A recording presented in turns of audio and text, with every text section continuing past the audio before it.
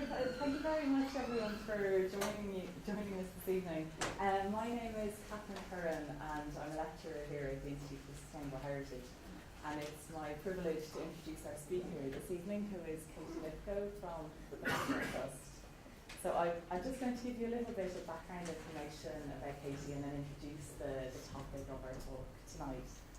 So Katy has a background in archaeology, anthropology and the history of art from Cambridge, and then studied wall paintings conservation at the Courtauld Institute of Art. She has been with the National Trust since 1991, first as a preventive conservator, then as the Trust's wall paintings conservation advisor, then as the conservation advisor's manager, and she's been head conservator at the National Trust since 2005. She's published and lectured on a lot of different topics, including wall painting conservation, preventive conservation. She's also an accredited conservator restorer, a fellow of the International Institute of Conservation, a chair of the Professional Accreditation of Conservation and Restorers Committee, and a trustee of the National Heritage Science Forum. So Katy in the talk tonight is going to be drawing on a lot of that experience. She's going to be looking at how heritage can benefit society today while still balancing the rights of future generations. She's going to be drawing on a number of different case studies from the National Trust, and the question she's posing is it still possible for conservation to lead the way in a society where change is good and more is better? So I'll hand over to Katy.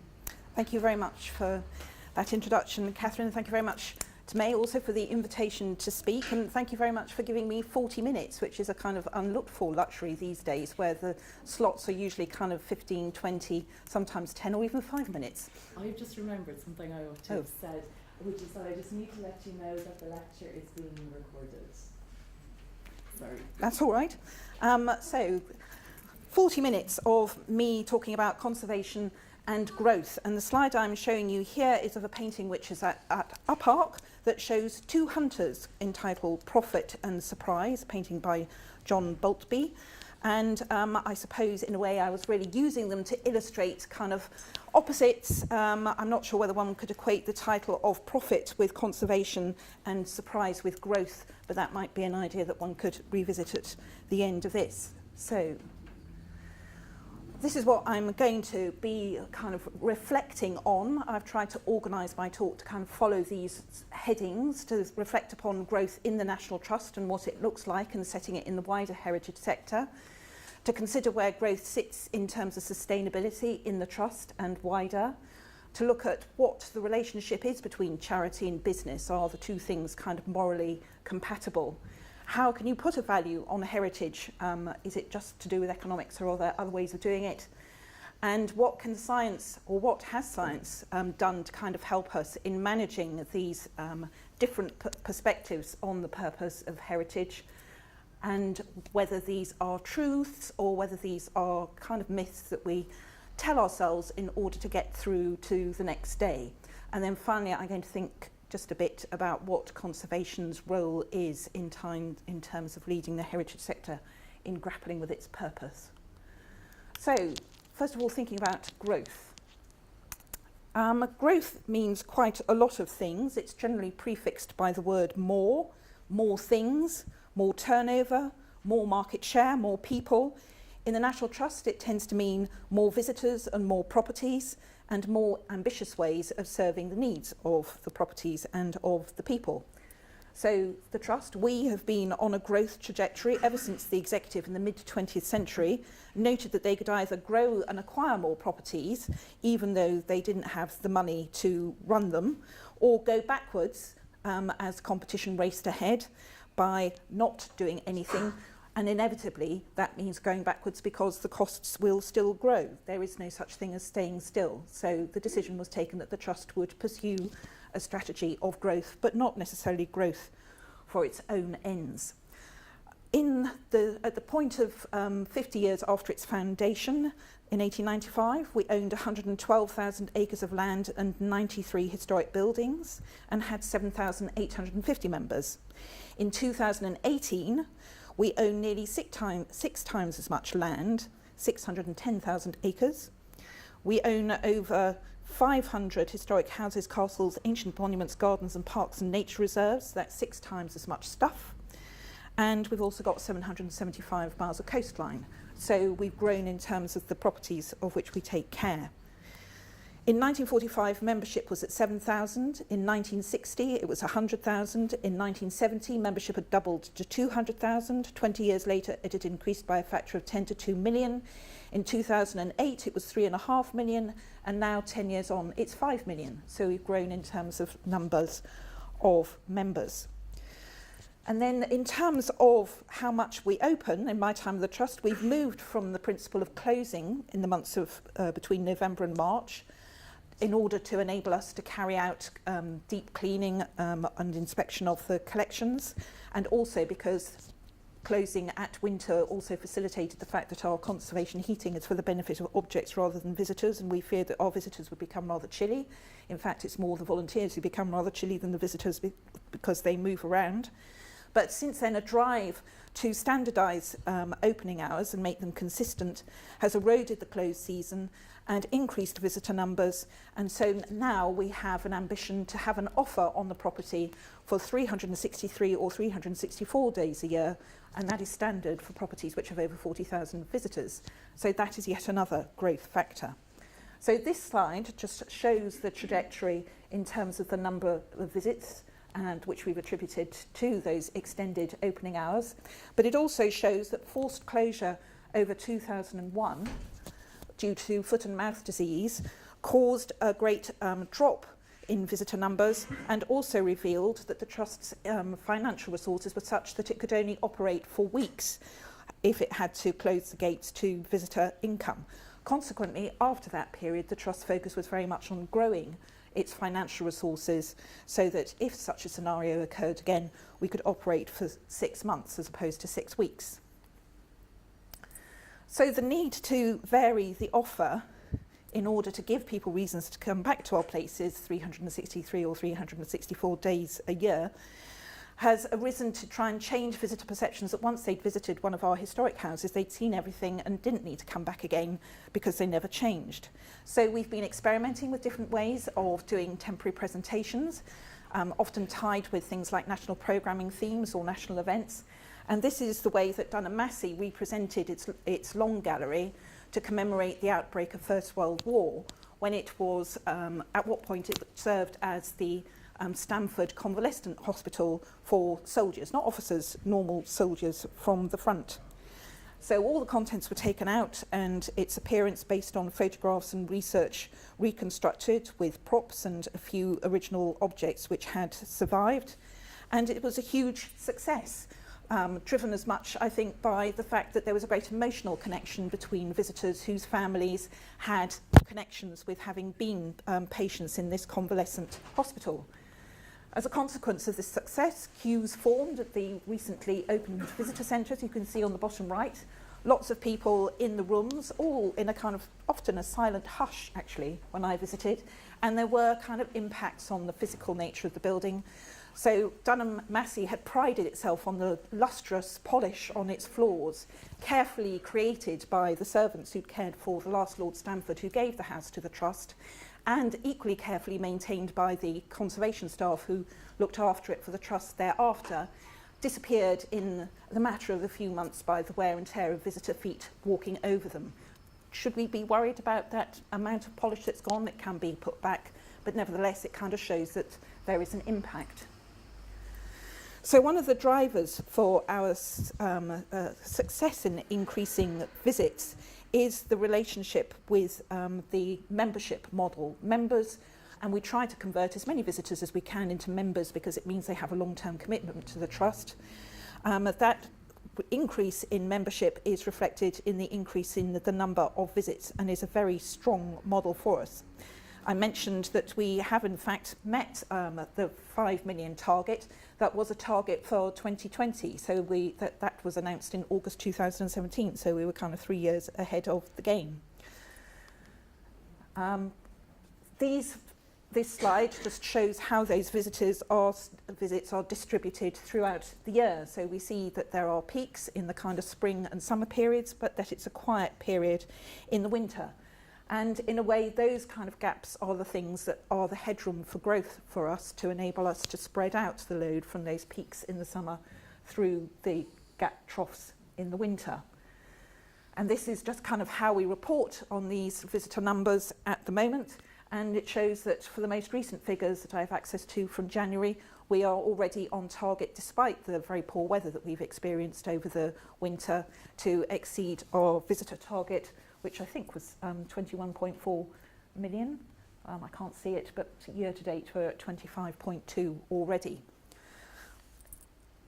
So on the left you see an indication example of some of the visitor numbers at our top 10 visited properties. Not all of those visitors will be going through the houses. I guess it's about a kind of quarter or a third of those visitors may pass through the house. Many people come just because they enjoy the outdoors. As a conservator of collections, I can't think why, but nevertheless that is the case. And one would also like to think that it is our more relaxed and informal welcome, encouraging families to come and enjoy themselves, that is also attracting the visitors here to Bodnant Garden. However, there's also a fact that in the wider sector, higher visitor numbers are being experienced, and my VE colleagues are describing this situation as not necessarily one of our own making. So this kind of thing is good. This kind of thing perhaps is just kind of not so good, where our properties, just because of the kind of force of numbers of people there are, kind of garden sculptures make extremely attractive climbing frames. We have lost elements of statuary hands, gnomons are pulled off, regularly bent and replaced. So there is an issue with the wear and tear, although plainly people are having a very lovely time at this property, which shall be nameless, although I'm sure my National Trust colleagues in the audience will recognise where it is. And then there is the notion of the amenity value of our places. This is Clumber Park, which is on the outskirts of Worksop in Nottinghamshire, boasts this wonderful 18th century bridge overlooking the lake, is used as a great resource by local people, but it also has a background of vandalism, and this is one of the most recent, most devastating events. It happened a week ago on Saturday, where a car was used as a kind of wrecking ball, destroying the balustrades on either side of the bridge I showed you earlier before setting light to it. Now, whether that bridge was the actual focus of the carjacking, or whether it was just a kind of incidental collateral damage and they could as well have been rocketing around a kind of 1960s brutalist concrete car park as an 18th century Palladian bridge, who knows? But nevertheless, this kind of shows the kind of pressures and issues to do with access, and the park forming a function as an amenity resource for the local population. And this issue of overcrowding was well attested by all of those of you who listened to Radio 4 over the last year, and many of you who listen to other channels have probably made it onto your agenda too. This is, I think, Venice, and a report that was commissioned by the Tourism Authority. I have to find my reference here. It'll come down in one of these other ones. The World Travel and Tourism Council, in partnership with McKinsey, gave, I think, quite a useful summary of what the issues are that are related to kind of tourism on this scale. So we see that even within the tourist industry itself, they are recognising that there is a kind of tipping point where the amount of tourism is causing a threat or resistance on the part of locals, and the appetite of people to explore the world is one that seems to be of unstoppable expansion. And that's the source, should you want it. So it generates protests like this, where we've got the anti-people being scribbled out by the pro-tourist people at the bottom, and at the top are examples of places which are putting in methods of controlling tourism by reducing the number of visitors who are allowed to visit particular sites, making them have to book ahead, and so on and so forth. And these are just some of the examples of other places experiencing this issue. So we've got Disneyland on the top left. We have the Spanish Steps in Rome. We have the Grand Canyon Park, use of parking vehicles. We have Venice again. I believe this is Reykjavik and Dubrovnik, all places not to go in the height of summer, plainly. And the protests that arise from those local people who are feeling overwhelmed by this impact. So that's the problem. So can sustainability help in enabling us to solve it? And how does this relate to the National Trust's own purpose in being? So I'll just reflect briefly on charity. This is a painting that I worked on that has great emotional resonance with me. It's Trotton in West Sussex, and it's where I happen to meet my husband. But it also features the 7 deadly sins and the 7 acts of corporal mercy on the west wall, which are one of its chief claims to fame. If you're being bad on the left, you go to hell, and you have lots of sins like lust, gluttony, apathy, envy, sloth, and so on, all kind of social sins. The man on the right will go to heaven. He's surrounded by scrolls, which are faith, hope, and charity, so he's the good guy, and you get there by giving help to those in need, giving help to the sick, the naked, the thirsty, the hungry, the dead, the prisoner, and the stranger. These are all social purposes. None of them are about looking after heritage, I note. So in terms of purpose of a charity, giving public benefit, this is the outside of Dun & Massey that I showed you earlier. The Trust's core purpose is still as it was set out in its Founding Act of 1907. I was thinking about it and I'd come up with 3 Ps. I think there are actually 4 Ps. It's about promoting permanent preservation, which we now call conservation, for the benefit of the nation whom we may call people, places of historic interest and natural beauty. And in 1937, the Act was varied with a specific reference to its duty to preserve the chapels which are associated with those places, and that's what the Long Gallery looked like before it became the Stamford Hospital. So in order to achieve these outcomes, the Trust has a strategy which is in the form of a wheel and has got 3 principal objectives, the first of which is about improving conservation, looking after what we've got. The second priority is around engaging supporters, and the third one is around resources and skills. I should have pointed, looking after for everyone, forever. And these 3 purposes, objectives, relate to the 3 sustainability pillars of planet, people, and profit. So the way the argument is supposed to go is that by looking after our places beautifully, we will attract more visitors and give more benefit to them, and that will generate the resources whereby we look after those places better, again, to keep giving those benefits to the public. My observation is, though, that we don't necessarily start at that point in that rather linear cycle. We often start here with the increased opening and so on without necessarily the resources around managing that impact of giving greater benefit.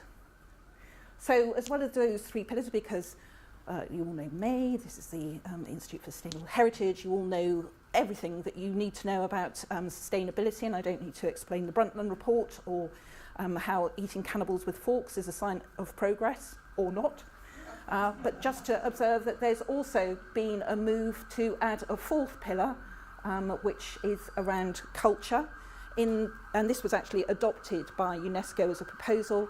Kind of in the Trust, I think we roll up culture in the environment. The environment is not just the natural environment, it's also the historic environment and the culture that embodies to us in the way that we look after our places. So we've been experimenting with trying to use, I feel as if I'm speaking against something far more exciting going on outside, but I will persist. We are trying to roll up this kind of idea of looking for those 3 wins where you're looking for benefits to be delivered on all 3 pillars in the way that we are planning long-term collections conservation in the Trust. So whereas traditionally you might have looked at all your list of condition surveys and thought that we're going to deal with all the paintings in a terrible condition, and then we'll move on to the ceramics in a terrible condition, and then we'll look at the furniture, what we would prefer to do is to play off those priorities against what the properties want to do in terms of telling their story and interpreting their places to people. So that could dictate the order, could help rationalise the order in which we would choose to do that work. Not necessarily whether we do it or not, it just makes a kind of another more rational way of orchestrating the pieces of conservation that we do. And this can happen, but generally has happened only with properties which are undergoing major conservation works. So at Mount Stewart, where they created a detailed conservation plan which looked at what needed to be changed in each room in terms of conservation, but also in presentation, in order to tell the story of the house as the great relaxing family home of Lady Londonderry. So This is the drawing room after conservation and opening in 2017. The house was suffering from structural collapse, from threats of fire due to the agedness of its wiring, and it also had vast amounts of asbestos literally poured into its voids. So in order to make it safe for the public and for the National Trust staff who worked there, it had to go through this cycle of stabilisation, and in so doing a small amount of money was allocated for the conservation of collections. And those that were selected for conservation were those objects which were nearest the visitor route, whose condition was felt to be not only unstable, but also most distracting to visitors' eyes. And this is the result. And to my eye anyway, it's been one of our most successful projects in terms of creating a sense of that warm, welcoming social atmosphere that Lady Londonderry, who was a great political hostess, was known for, really supporting that place's sense and spirit of place. So that's a kind of example of where investing in conservation, investing in the kind of stability of the place and spending the money wreaked those balanced outcomes across the piece. So what I'm now going to look at is how we then consider measuring the value of heritage if we're advocating to others to give us more money to keep doing this work. The way the government describes the value of heritage isn't altogether satisfactory. There's a concept called gross value added, and when this was applied in the most recent DCMS report of 2016, the cultural sector came out at kind of nearly the bottom, but above sport and gambling in terms of the gross value that it adds to the nation's economy. So there is some debate about whether the economists are measuring the right thing in terms of the value of heritage. There are some parts of heritage which have been quite good at monetising themselves. I think nature conservation has been. And in the Trust, we have made a strong case around the other public goods that it provides apart from things like agriculture by creating beauty in the landscape through the way we heft sheep in the Lake District, which dictates whether or not stone walls need to be built and is responsible for the appearance of the Lake District as it is, and also as a means of managing flood so that we protect towns and villages downstream in severe weather. And these principles of nature being able to provide value as a public good were endorsed by Michael Gove, of all people, at the recent NFU conference. So I think nature conservation is kind of getting its act together and maybe a good model for the cultural sector to look at. So other areas in which one could be looking at valuing heritage might be in the utilisation of it. And I know there's been work in this institution in terms of looking at what the contribution of heritage is to the people's well-being. This was kind of a concept that much promulgated in his theory of utilitarianism by Jeremy Bentham, who sits in a cloister somewhere near here, over there. So you're all no doubt deeply familiar with what his principles were, which was all about creating the greatest good for the greatest number of people. And heritage's role in doing that is another way in which it can be valued in terms of the outcomes that it can produce, as opposed to gross value added. A values approach to the way conservation is managed is now kind of standard practice in the sector. You will know from reading the Borough Charter, which took on the sense of looking after heritage as a place, that looked at what the cultural values were that were valued by the people who lived there, and that introduced the idea of the conservation management plan and statements of significance. And we know that conservation itself, as a kind of theatrical event, can make people happy. We won an award for this in our conservation of the wall paintings at Hanbury Hall, and the visitor evaluation where, of what the impact was of interacting with the conservators and seeing the work being carried out in front of them was all about how it gave people that sense of a once-in-a-lifetime privilege experience that gave that uplift to their souls that in a way is what our founders were aiming to achieve with the National Trust providing benefit to people in the first place. So you can win prizes. So conservation in the theatre as a theatrical event is perhaps being realised most strongly at the Conservation Studio, which has been opened now for nearly a year at Knowle.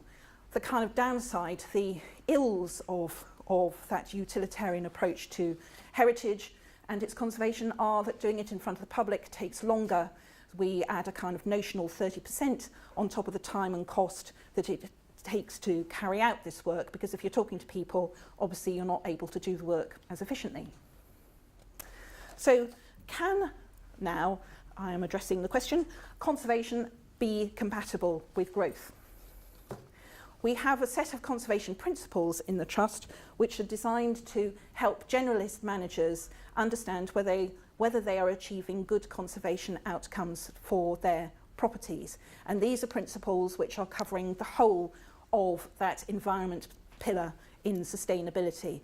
It's covering the asset, whether it's a bat or a bee, a book or a building, whether it's the coast or lakes, water or soils. These are the same principles which are governing or should be governing the decisions made in each of our properties. So the ones which govern growth or relate to growth to me are the principles about change. So the principle about change is that in common with every other heritage institution, we recognise that change is unstoppable and that we need to work with it, that we may not be able to stop it. But we also increasingly realise that change is in itself beneficial. I think there's still that kind of sense that conservation in particular is kind of thinking about change as, whoa, not here, it's a bad thing, it's going to take away the things that I value about my stuff. An example might be our thinking around HS2, where we've been working with landscape designers in understanding the impacts of the HS2 lines on some of our properties. And this is Shugborough, where the designers of HS2 feel there is going to be no impact, but our evaluation is that there is going to be an impact, particularly at the further end of the property in the sight lines from the Triumphal Gate. But we have also identified that the consequences of creating this railway line are the creation of new habitats which can promote new biodiversity. So there are consequences of change which may be beneficial, not necessarily in ways that we've designed, but in ways that we can accommodate and live with. The other example here for HS2 is Hardwick Hall. Hardwick is there. That is the M1. Is it the M1? It is the M1. Which in itself already creates it's quite hidden, but it creates quite a noisy impact when you visit the property.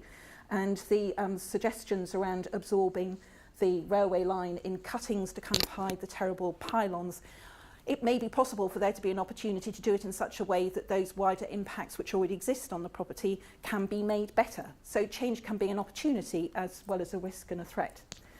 The other principle which relates to growth for me is around our approach to access. And this is the sense that conservation is around providing access to people. I would like to think that access is also around providing great conservation benefit to people. I'm not entirely sure that we are quite there, but conservation is there. And that its purpose is to provide the benefit to society through their ability to enjoy the heritage that we look after. However, there is still this caveat that if push comes really down to shove, that conservation's interest would outweigh any issues that the preservation proposed might raise on the basis that you will have killed the golden goose that is providing the access. So just kind of applying that to that environment that we're in, where the wider kind of tourism sector is thinking about the major impact that tourism is having on the quality of life of the people who live in the places which are the tourist destinations. This was an organisation that I found in one of those kind of Googling research drives that you might do when you're preparing presentations, that is talking about the real benefit that tourism provides other than just visiting places as an opportunity for creating cultural dialogue between people and kind of making the case that travel is a kind of social good. I guess there are economists who can make the case that society develops along with its means of transport. The faster your means of transport, the faster your growth and technological development. Look at the space age, for instance. So how to manage that growth? This was the report that I referred to earlier by that World Tourism Group that I can't remember the name of, but it kind of sets out quite clearly the challenges that you can see, but the solution, which feels to me quite sensible that it proposes, is having a long-term, clearly planned strategy to encourage sustainable growth. that looks at solid facts as the way of managing the issue rather than anecdote or knee-jerk reactions. So now reverting to the trust, the way that we are trying to address those greater visitor numbers is through a process called visitor experience design, which is based on these 5 principles: that we are looking after the asset, that the objective is to enhance the visitor experience and to grow support. The purpose is also to increase access and diversity, and that the outcome is that it should maintain the financial stability of the organisation. This design framework is composed of 3 elements: a first phase of analysis and data gathering, a second phase of identifying the options for dealing with the visitor numbers and deciding which option that you want, and the third one being implementing the option that you selected. And the fact-based stuff is around analysing what the infrastructure there is at your property and consequently what its capacity is for visitors, and what an enhanced infrastructure might be in terms of coping with more visitors, by which I mean the number of loos, the number of car parking spaces, any other means of travelling to the property, the number of seats in the catering outlets, because whenever anybody goes anywhere they want to eat something. All those things are the kind of bucket which enable the bucket to feel too full or quite spacious, depending on how many visitors you've got on that particular day. So the optimal number is called a design day. If you've got fewer visitors than the infrastructure can cope with, then it's a quiet day. If you've got super peak days like bank holidays when there are more visitors than your infrastructure can deal with, then you may have to be looking at alternative strategies like queue busting, time tickets and so on, closing certain areas of the property to manage the visitor numbers to achieve those principles that I showed you earlier. And the other dimension to this is that I think the Trust feels that there's a big backlog in infrastructure that it needs to invest and catch up with in order to meet the needs of these hordes of visitors who are coming not just through its own best efforts. And conservation is kind of quietly motoring on, looking after itself, but there's quite a lot of money being spent on upgrading our visitor facilities to match the needs of those visitors. We are using our own tools to assess how many more visitors we could be using, that we could be expecting at our places. And this is based on the visitor, on the membership model. So now with scannable membership cards, we can understand how far they are actually coming to visit our places, because membership is a big pull to get people to go to places and not just the distance that you happen to live. Visitors who are members may come from much further than one may make the assumption of visitors who live adjacent to the property. And so my example is going to be the Vine, which is in Hampshire near Basingstoke, a wonderful medieval / Tudor / Georgian house. And this is the facade by which we decided that we wanted visitors to enter rather than scurrying in through a side entrance somewhere around here to enhance the visitor experience. It's a property that has no money of its own, so its need to grow visitor income is big. And the original analysis for assessing the potential, which was based on drive time, is this. So that's the Vine at the middle, and then there are various kind of topographical lines describing the number of the distance that visitors are, and therefore the likelihood that they would come to your property. And this analysis showed that there were a lot more people that could come to the Vine and balance its books. However, the Vine has quite a restrictive visitor route with lots of dead ends. So we have developed our own tool called the Conservation for Access Toolkit to evaluate where, according to the number of rooms that are open, their size, their fragility, their complexity, where the pressure points come according to a particular model of visiting. So in this analysis, the rooms that were exceeding capacity were the ones that are outlined in red. So we have the tapestry room, which is there, and the oak gallery, which is here. And just to look at the oak gallery in a little bit more detail, or rather at a very large scale, the analysis carried out by the Conservation and Access Toolkit demonstrated that overcrowding happened pretty consistently between the standardised opening hours of 11 and 4 at peak visiting times of the year. So this is the kind of sustainable access. Sorry, I'm not very good at doing that. Anyway, that pink line, and where those peaks exceeded is when the overcrowding was felt to have occurred. And this is done through observation, just literally counting the number of visitors in a room at any one time that exceed the allocation that you give into that room for the comfortable number of visitors it can have.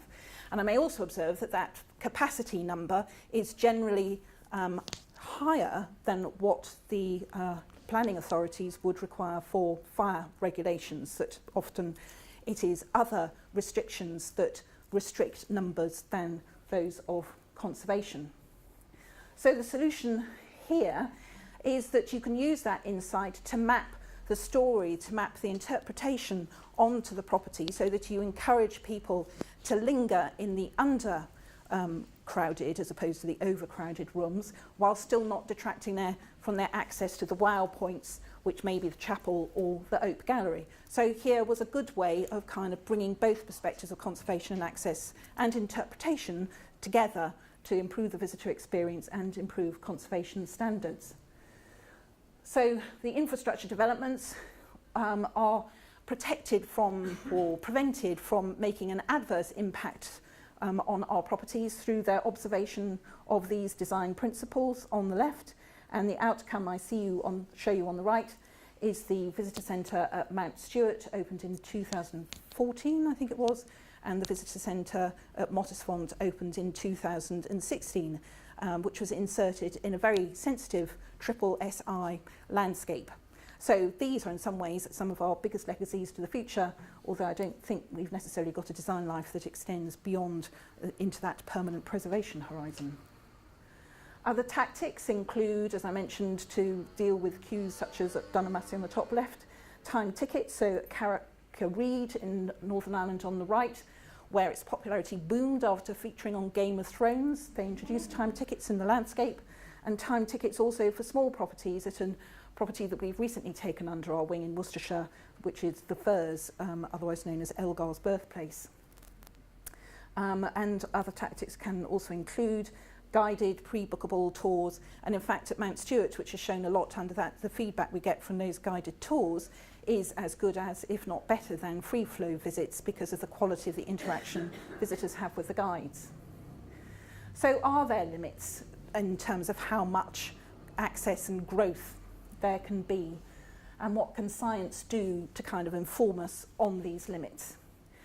So in the Trust we had a Leverhulme funded research project with HRP and English Heritage and the University of East Anglia, which evaluated where dust was coming from, and we found it came mostly from visitors, and we realised that therefore the visitor impact is what is causing the greatest need in terms of cost of wages of staff to remove that dust, to stop it soiling and disfiguring the collections and then becoming bound to the surface more through the action of relative humidity and making it more difficult and risky to remove. We found through this project that the dust accumulation is related to the proximity of the visitor route to the collection and the degree of movement of the visitor. So at the beginning of the visitor route and at very twisty-turny visitor routes, there is more dust than if you get when you've tired them out at the other end of the visitor route, and that where your joints are moving and your heads are shaking and your arms are gesturing, there's also more dust accumulation, and that dust will fall off the further away that you get from the visitor route. So this opens up strategies and tactics to us to remove particularly dust-sensitive objects, to design our cleaning strategies to remove dust more frequently, only on the areas which get more soiled. So that understanding of cause allows us to kind of manage the effects a bit more precisely. In terms of our understanding of light, this is a line in the sand which has moved quite a lot. In the 1990s, we adopted the principle of 1,000-hour houses, where by a process of complex mathematics, which I'm sure Sarah will explain to you if you really want to know, we decided that the way of opening houses to conform to a 50 lux level of exposure for highly light-sensitive collections panned out at allowing 1,000 hours of exposure to our collections per year, of which 600 was allowed for visitors and 400 was allowed for conservation. So I'm sure you can instantly see, without doing much more mathematics, that opening 363 or 364 days a year instantly blows that 1,000-hour budget. So instead, We use the actual light budgets of 150,000 lux hours for highly light sensitive objects and 600,000 lux hours per annum for moderately light sensitive objects that we give to the properties and say it is your responsibility to manage this light budget for all the purposes that you wish to use light, whether it is for visitors to see your collections or whether it is for you to do the work to look after them and look after the building. And we monitor this through blue wool dosimeters that we analyse with a spectrophotometer and come up with readings that we give them back every year to say how well they are doing in meeting these targets according to whether they have designated their rooms as highly or moderately light sensitive. And there is a challenge. We have discovered, particularly with south-facing rooms, that with longer hours of opening, these light budgets are being exceeded. This is driving behaviour in the properties in terms of being very precautionary about shooing out people as fast as they possibly can at the end of the opening day, and experimenting with different ways of presenting rooms as at night, or using different sorts of mesh blinds, for instance, in order to try and control light and not waste that budget as much as possible. Other scientific investigations, acoustic emission monitoring. This is at Knoll. This is the Gold Suite, the Pierre Gold Suite of ambassadorial furniture, which was given by Louis XIV to the then Lord Sackville as ambassador to France. And Knoll House is one of our last houses, major houses, with a majorly important collection to have had conservation heating introduced. We have prioritised conservation heating because we prioritise the action of relative humidity on hygroscopic materials, changing dimension with fluctuations over time, over the control of temperature. And so when we introduced conservation heating into Knoll, which we were doing to address problems of mould and insect pests which were proliferating, we were interested to know whether that introduction itself of raising the temperature would cause any undesirable changes to the structure of the wood. So following the methodology established by Roman Kozlowski and Lukas Bratash and that whole East European sector of acoustic emissioners, we installed the sensors on this object and have found that during the period of introduction of conservation heating, that the number of events where kind of inelastic changes are happening to the wood are no greater than when the object was experiencing the uncontrolled environment in Knoll anyway, so the risk was not greater. And it is certainly less than the amount of vibration induced by wood-eating larvae of furniture beetle, which are also resident in this object, that we hope will become desiccated and die as a consequence of the introduction of conservation heating. No growth for them.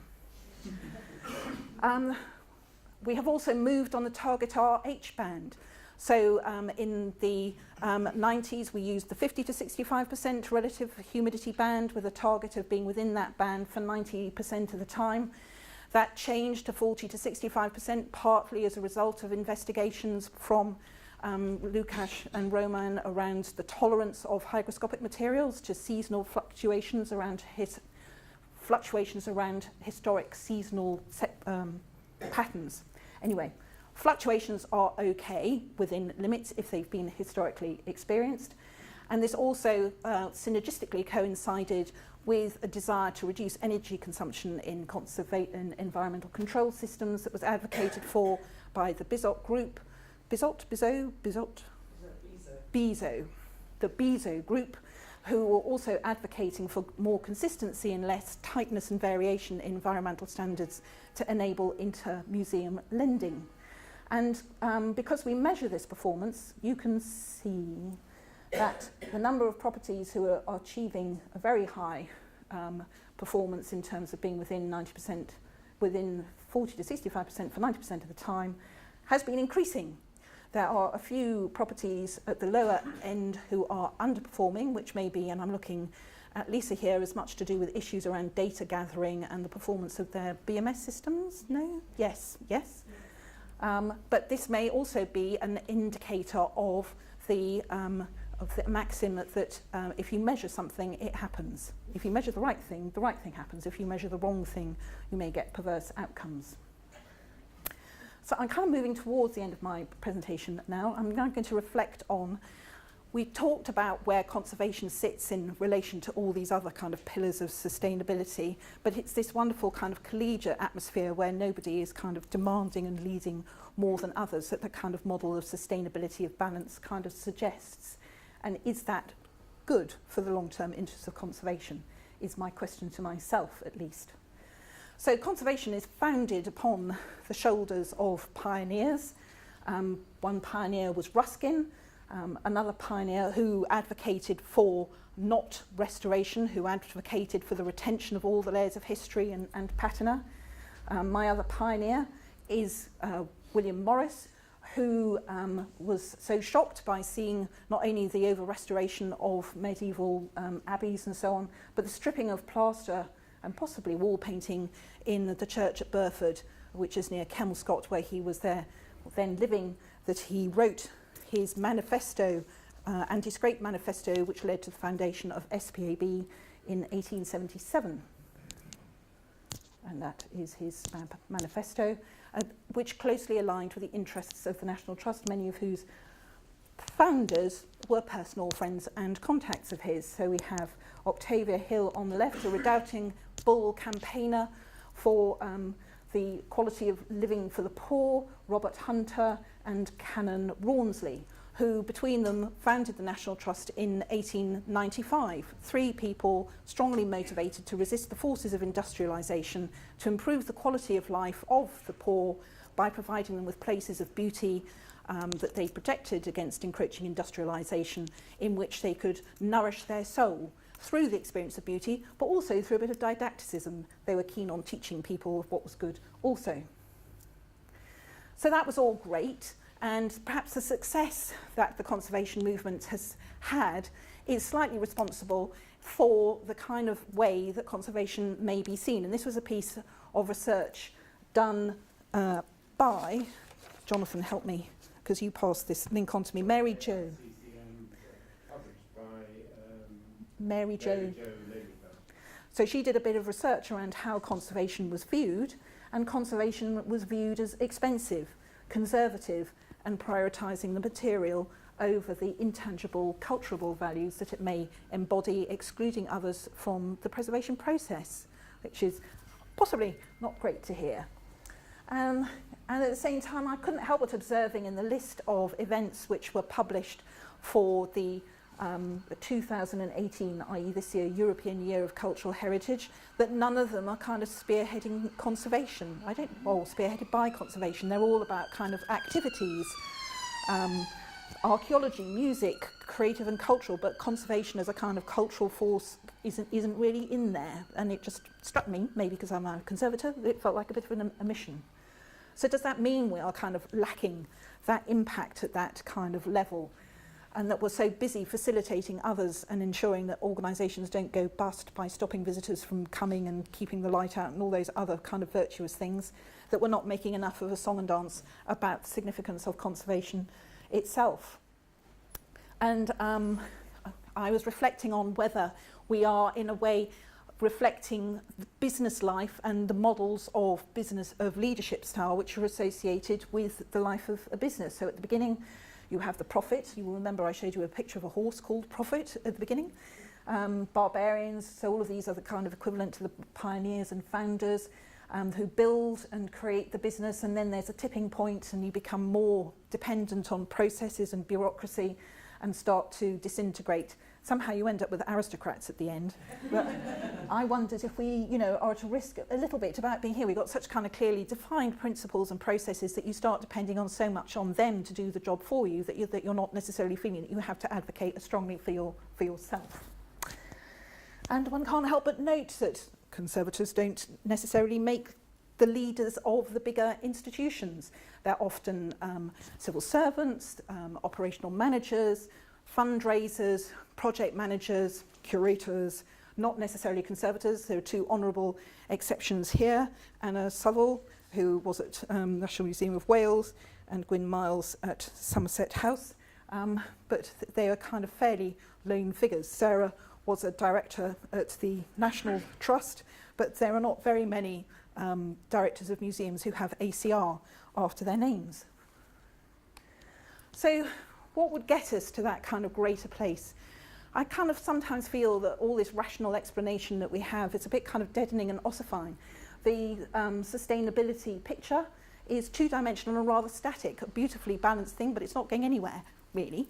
And in my kind of fiddlings to myself, could we not make it more dynamic? Could that, you know, if you took a slice through the kind of busily working bits of DNA which go to make organisations interject a sense of forward momentum and time, that embrace a sense of scale about the level of your impact? How do we kind of become a more dynamic model of producing that public benefit? There are kind of things that we understand in our own industry that may help us to realise those models. Pete's electric materials that create an electrical charge if you press them or twist them. Just kind of playing on the theme of kind of cables and intermingling. And instead of looking at it as a cross-section from above, if you looked at it from the side, all of those three pillars, which sound so kind of static and unmoving, in a way they're in a bit of a race. And what we want to do is to kind of keep those three horses, or four horses, if you think culture is a separate pillar, in the same sort of check, so you get the most thrilling of Cheltenham Gold Cup finals, which is a kind of neck and neck race right to the very end, except of course the race will never end because we're about permanent preservation. So what's my conclusion? I think that conservation and growth, after all that, are neither competitors nor companions, but merely flip sides of the same coin, that you can't have one without the other. If you don't conserve the asset that you're doing growth on, you will have no asset to grow, and if you don't preserve, if that asset is not taking conservation responsibilities seriously, there will be no future for your growth. Limits. We have quite a lot of limits that enable us to get out of bed in the morning, but the more we kind of examine those limits, the more we apply them in particular places, the more diverse and diffuse they become as we are able, through our increasingly sophisticated understanding of cause and effect, to tailor them more to the particular environment that we're trying to apply them to, or the outcomes that we want to achieve. I think conservation needs to be a bit noisier, to kind of think back to the kind of proselytisers of the past, and not be so embarrassed about getting in your face and so on and so forth. And that perhaps we should be recasting the story that we are telling about ourselves, that we're not about ossifying the past, because the past never was in the state to which we are sometimes trying to create it, that our conservation interventions are sometimes a fiction based on an interpretation as much as anything else. So we're not pickling a past because it never existed. We're creating a new present and trying to create a new future that people will want to live in, that is kind of embracing the ideas that we think that a past had, to which we now still aspire. So my kind of final slide was kind of listening to Radio 4 again. Stephen Hawking sort of said it all. I don't know if any of you heard his last words, if you like, on Monday, but I thought the quote was around him taking a different perspective, the further away that you stand from the problem. So I won't read it because it's better if you read it.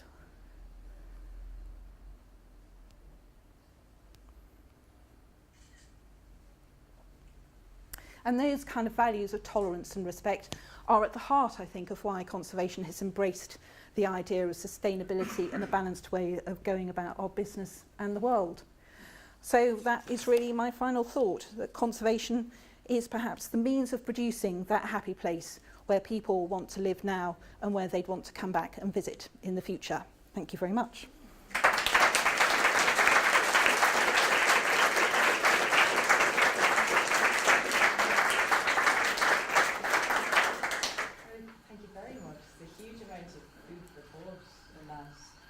We're going to open the floor up now to take any questions.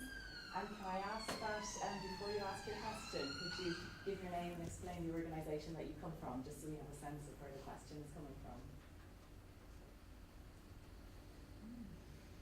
Yes. Hello, I'm Tracy Stringfellow and I'm a student at UCL on the ISH programme. It's the first time I've ever said that, that's quite exciting. My question is around happiness, and you mentioned it a few times, and you've got an award for conservation and the project. Do you have ways of measuring how conservation makes people happy? Well, the example I showed you with that visitor feedback was through evaluation. So it is There is a process of formal evaluation whereby you would set out objectives, which might be we want to make people feel happy, and then you will test the audience reaction at it at the end. That tends to be for an individual project, and for conservation projects, I don't think we have measures of conservation making you happy. We have measures of the experience that visitors get at our houses of making them happy, by them describing how far they have found the visit very enjoyable or not. And in fact, we're moving away from that to another one, another sort of measure, but it's in effect exploring the same sort of ideas. But there isn't kind of the impact of conservation is a byproduct on that. So it's the kind of way that conservation has supported the framing of that experience to be as enjoyable for people indirectly that we measure rather than absolutely. So half and half. Slightly yes, slightly no. Matthias Sterling, UCL ISH for Sustainable Heritage. Thank you very much, Katy. Very, very interesting. Thank you. I just wonder, in making a comparison between nature conservation and heritage conservation, there's one aspect of nature conservation that isn't the same with heritage in that, and that is that nature is it self-reproduces. It grows by itself, doesn't it? I was wondering whether in your internal documents and guidelines, for example, when you impose a limit to light exposure, is there a notional end state of objects, and is that end state communicated, and at what time in the future might that end state be achieved or allowable to be achieved? Yes, so I would say it's in there, but it's not as an overt strategy. The first bit of your question around it not being self-renewing, if you kind of take culture, material remains are the output of cultural impulses. So if you sustain those cultural qualities of people so that they keep producing, they keep looking after, they keep being able to replicate. In fact, you could in a way say that there is a sense of reproducibility in culture if you are sustaining the skills by which that culture was created and by which it's looked after through people. So people are perhaps the renewable resource there, if not the stuff itself. In our collections, we do challenge ourselves around whether we need to, and we have the concept of things being beyond economic repair. Can't really think of anywhere where we've actually thrown anything away. They tend to go into store, and that kind of creates another sort of set of issues. But we have, particularly with textiles, done, say, a pilot pair of curtains, Castle Cool, I think it was, looked at the costs, and thought that the solution was to demount the passementerie, reweave a replica fabric, and then recreate the other pairs of curtains on that wall and remount the original passementerie on that. We will reweave carpets and put the original carpets into store. Other sorts of artefacts with more artistic quality kind of last quite a long time if you don't do anything to them and stuff. It's the things which are worked on, which are walked on, used and touched.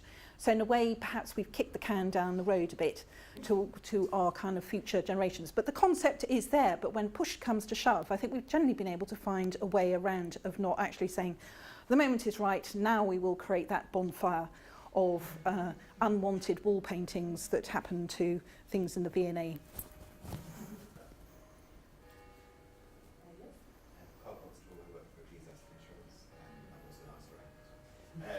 I like the idea of creating a happy space, so the idea of maybe looking at its lounge, and you're creating a space where visitors go and experience what a house really was.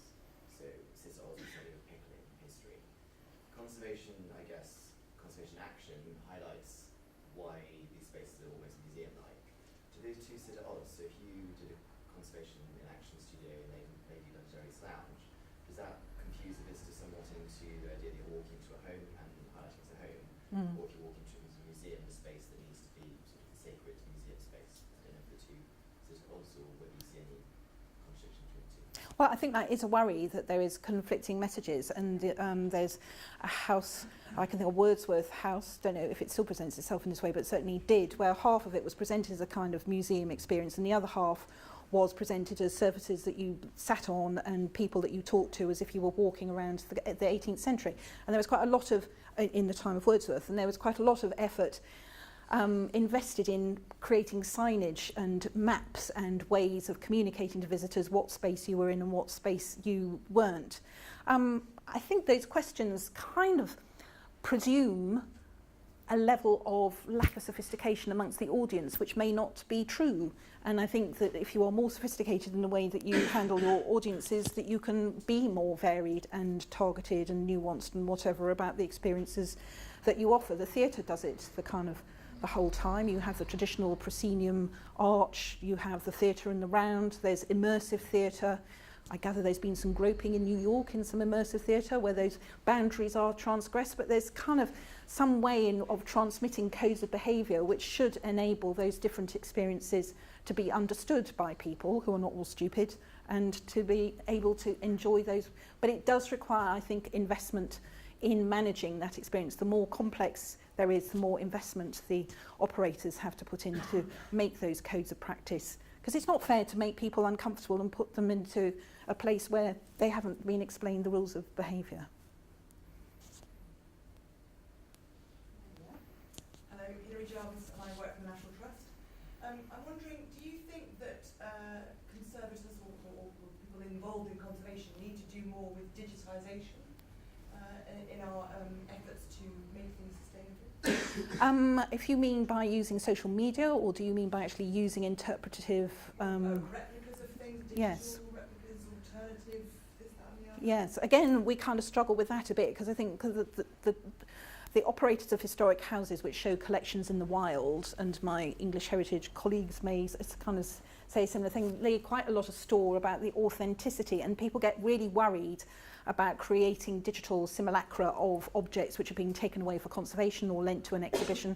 Some places are for it, some people object quite violently, almost on kind of moral grounds, that it's deceiving the audiences, that they're not actually seeing the real thing. And it is true that with a good replica, people may not really know that they are not walking over the original carpet that was in Knowle, or not seeing the original tapestries that hung in Avebury Manor, for instance. Those were extremely kind of high quality reproductions. So again, I think it's as much the narrative that is spun around them.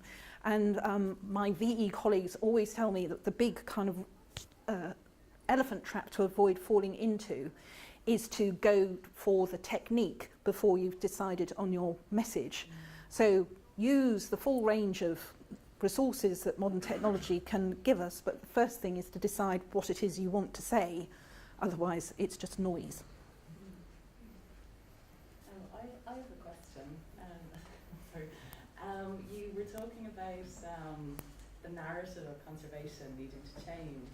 Who do you think we're speaking to there? Like the report that found that conservation is expensive, conservation focuses too much on the material. Is that a public perception? Is that within conservation or within museums? Well, that survey was done of museum people. It was a perception of other people within the museum thing of conservation. So I think we talk within ourselves a lot. We're not necessarily making that as overt to audiences beyond conservation, and how you make those dialogues kind of happen, how you take the message in that pioneering, prophet-like, proselytizing fashion to other sectors on whom the light has not fallen yet, of how marvellously dynamic and warm and fuzzy and kind and lovely conservators can be. That kind of invitation into those audiences is perhaps the next step. So there are things that we're a bit shy around. I mean, there are generally kind of advocates for curation. There's advocates for Henry VIII, Lucy Worsley, for instance. Hampton Court and Tudors are never off the television. Who is the kind of similar voice for that conservation story? And if you talk to people, as I did to the editor of Apollo the other year, around what it would take to get kind of conservation stories more written about in those sorts of magazines, it was around the style and tone and the narrative. He would be perfectly happy to publish things about conservation if conservation can write lucidly in ways that tell stories to people and are not all about the passive voice making selections between paraloid B72 or Plextal B500 or something. And we have people who can tell those stories, and it may be, you know, it's just, that's the third generation, that's your generation who's here who will be able to kind of make that kind of step when that's communicating that narrative. My question is kind of following Stephen Levrand, architect, heritage architecture. When you showed the slide of your three founders, what struck me was, of course, that their time and our time is very, very different. And we now have a very different demographic in our country. And I just wondered how you're actually embracing that. I mean, do you know, for example, how many visitors from ethnic minorities that you have around your houses? How are you actually coping with that? We know that we don't have as diverse visitor or membership base as we would like, and we've invested quite a lot in creating people whose mandate is to kind of make that representativeness and diversification more achievable in our places. Some of our constraints are where our properties are. They're in the country, they're not necessarily on the doorsteps where kind of communities of different sorts of makeups live, where they are not necessarily facilitated to kind of get out to those sorts of places. But equally, it's been true that they may not visit those places where they even are on their doorstep. So that is something which, in fact, our new Director General, Hilary McGrady, was speaking strongly to only day before yesterday in her kind of introduction of herself to her new staff. Any more questions?